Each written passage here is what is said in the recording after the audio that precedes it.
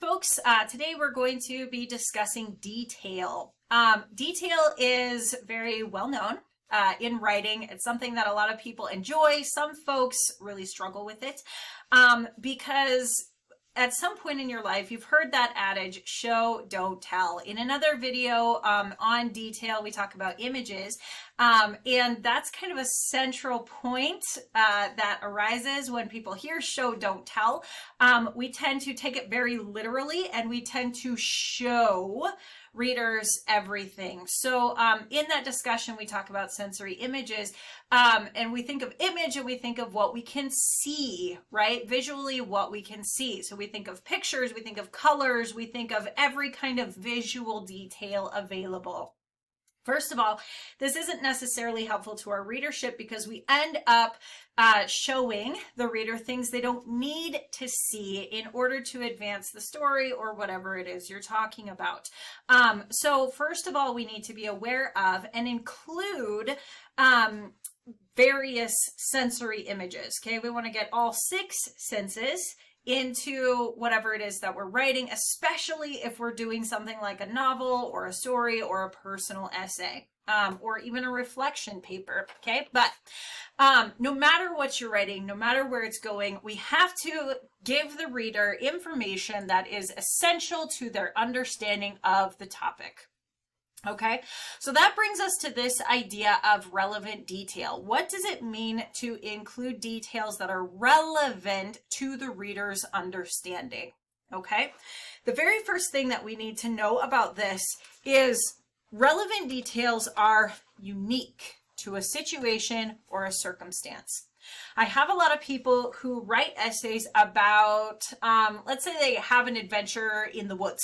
Okay, or they're learning how to drive, or they are walking around at school carrying, you know, the latest, greatest water bottle, like maybe they're writing about their hydro flask or something. We can write about anything and make it interesting.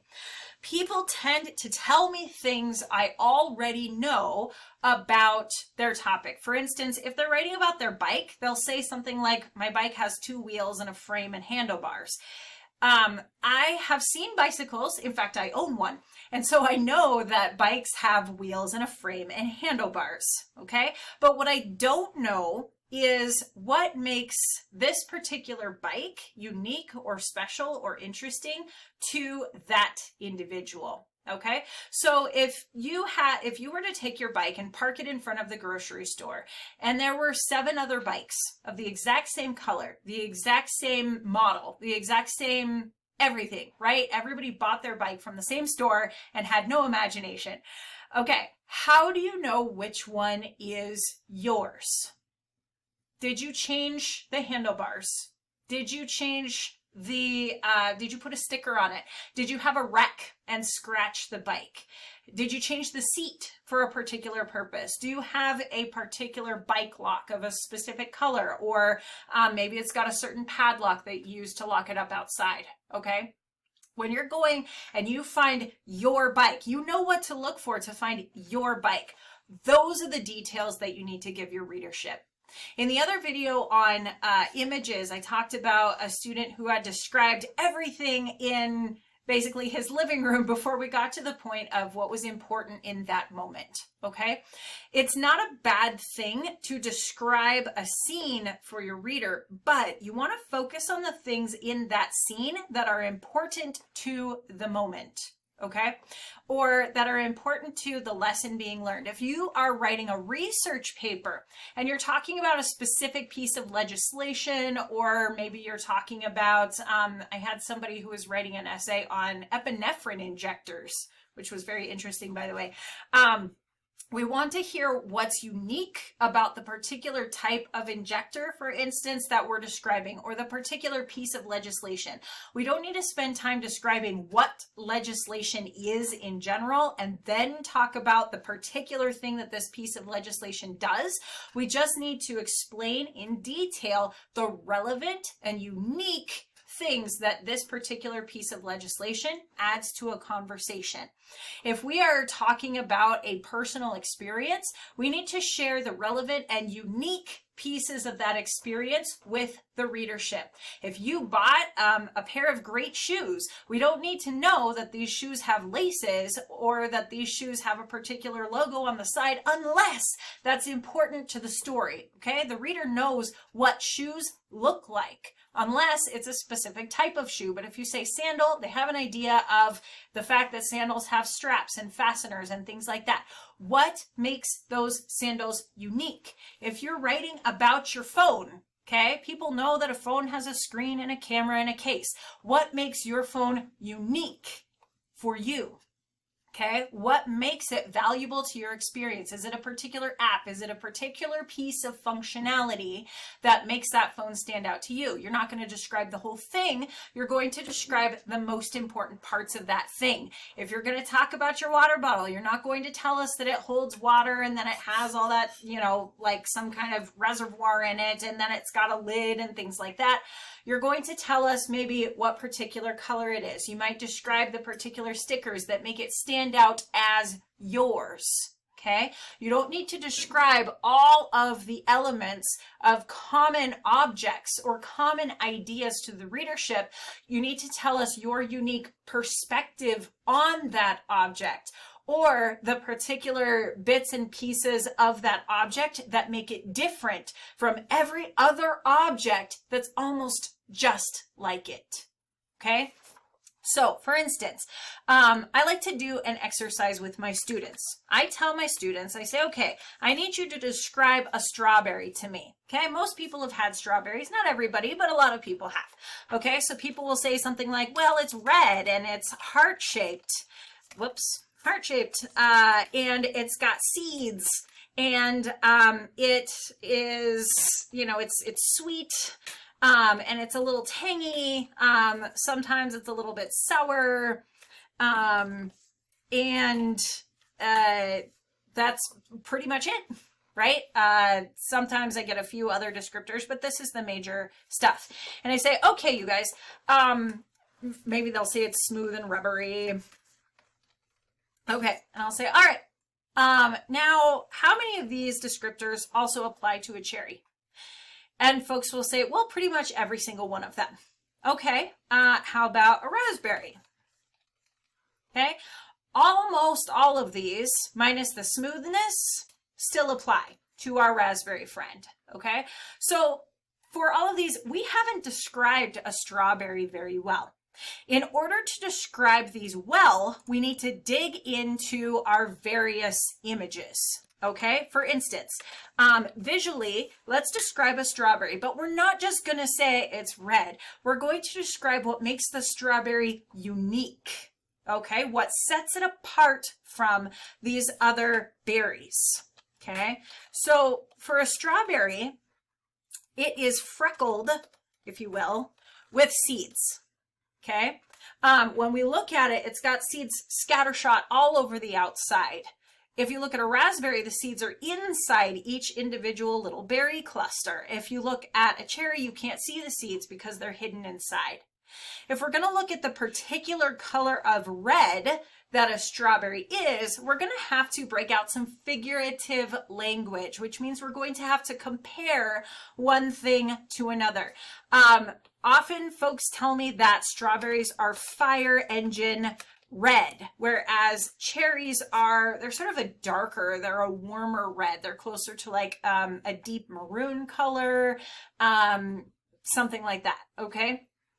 Raspberries are not, they're sort of a dustier red. Something about the little balls on them, they're not clear, they're not as vibrant as a strawberry.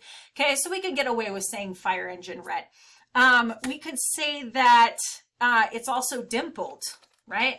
Now, the seeds are not dimpled, but we're just going to go in this particular direction. Some folks will tell me that it's got a corona or a crown of green leaves on top, okay?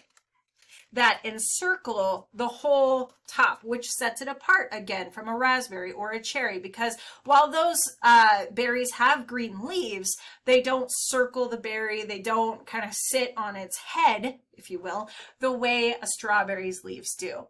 Okay, there are other visual descriptors that we could get to, but let's look at olfactory. What does a strawberry smell like? And people say, well, it smells sweet. Well, of course it smells sweet, but I had somebody tell me once that it smelled like dew on a flower, that particular like nectar sweetness, okay? So we can say that it smells like nectar. If anybody's actually like tried honeysuckle or something like that, this might be a very effective descriptor. You might have another piece of figurative language that you could pull in here. What kind of sweet is a strawberry? What does it smell like to you? If you can share that particular scent, then you can get across to somebody who's never experienced a strawberry, or even who doesn't like them, what a strawberry is like to you and why you like it. Okay. We've got visual, we've got olfactory, we've got gustatory. What does it taste like? Now this is going to seem cheap. Okay. But, most candies, seem wrong. Like, if we've got watermelon flavored candy, it doesn't taste like a watermelon. If we've got peach flavored candy, it kind of tastes like chemicalized peach. If we've got banana flavored candy, most people don't like banana flavored candy because it tastes like old and withered, bananas. But that didn't sound appetizing, did it? To me, strawberries are the only thing that tastes exactly like strawberry candy. It's almost like a sharp, almost too sweet taste for any kind of fruit, but that's just the way it is. Okay, that word sharp is a unique word. It's a figurative language thing called synesthesia, which is just a fun word. I'll drop it in here for you. Synesthesia, it means experiencing one sense as another. So if something is sharp, right, it could actually cut you. The taste itself can't cut you, of course, but it has that similar kind of jolt to it that you would feel if something cut you, which we could also say is a kinesthetic sense. Okay, so I'm going to say that it's a sharp, too sweet taste like strawberry candy. Okay. And then if you experience strawberries in a different way, then you would explain how you experience them and what they're like to you. Okay. The tactile sense, we had smooth, we had rubbery, sure. But if we're touching it, we've got those seeds on the outside. It's almost sandpapery because it's a little bit rough and smooth at the same time. Okay, so if you're holding a strawberry, it feels almost a little bit like you're holding a golf ball, but a sandpaper covered golf ball. Okay, so we can say it feels like, we can use a simile here, a golf ball. Okay, so we've got visual, we've got olfactory, gustatory, tactile, aural. This is a weird one. What does a strawberry sound like? So this could be the strawberry itself, or we could be when we're biting into the strawberry. I'm going to describe this as a glister, which is a weird sound, but it's like if you're down by the water and you go to pick up some very small, like sandy gravel off the ground, you'll get kind of a similar scent and almost a similar feeling, right? That slightly sandy, damp feeling that you get from having, say, gravel or gravelly sand on your hands, not actual like sand. Okay, and then we have this kinesthetic sense. So I'm going to say that it's a little bit sharp. Okay. And also when I eat a strawberry, this is going to sound kind of weird, but it almost makes my taste buds feel like they're tightening or puckering up. And that some people say that that's just being sour, but it is a physical sensation that can be useful to describe to your audience. So however you would describe that. Okay. All of these things are what make a strawberry unique, right? The experience of holding, smelling, tasting, being near a strawberry, unique and different from being around something like a cherry or a raspberry. Yes, fruit, something that you can eat, is different to describe than like a concept or a different kind of object, but the same thing applies. What sets this object apart? What makes it unique? What makes it different from the other objects around it, or similar objects or similar people's experiences. Okay, that is what we're talking about when we talk about relevant detail, and selecting only the most essential of these descriptors to get across to the reader what you felt and experienced in the moment.